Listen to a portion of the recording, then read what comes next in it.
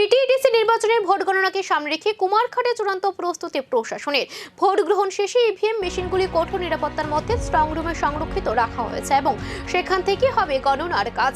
মহকুমা শাসক তথা রিটার্নিং অফিসার এনএস চাকমা জানান, সকাল 8টা থেকে গণনা শুরু হবে। প্রথমে পোস্টাল ব্যালট, তারপর ইভিএম গণনা শুরু হবে সকাল 8:30 থেকে। গণনা প্রক্রিয়া সুষ্ঠুভাবে সম্পন্ন করতে নেওয়া হয়েছে ত্রিস্তরীয় নিরাপত্তা ব্যবস্থা। এদিকে গণনা কেন্দ্রের সামনে রাস্তা বন্ধ করে দেওয়া হচ্ছে এবং বিকল্প পথের ব্যবস্থাও রাখা হয়েছে। বিভিন্ন জায়গায় বসানো হয়েছে ব্যারিকেড এবং পুরো এলাকা সিসিটিভির আওতায় আনা হয়েছে। পুলিশ প্রশাসনের তরফে জানানো হয়েছে, গণনা নির্বিঘ্ন করতে সব ধরনের প্রস্তুতি নেওয়া হয়েছে। কড়া নিরাপত্তা ও নজরদারিতে কুমারঘাটে ভোট গণনা। ফলাফলের অপেক্ষায় রাজনৈতিক মহল।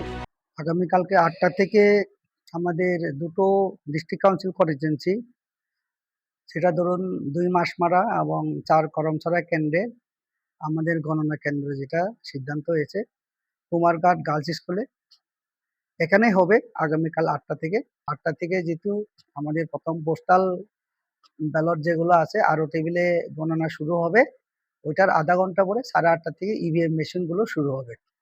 আমাদের ক্ষেত্রে 2 মাস মারার ক্ষেত্রে মাত্র 3 রাউন্ডের, কিন্তু 42টা পোলিং স্টেশন 14টা করে টেবিল, সেখানে 3 রাউন্ডের গণনা হবে।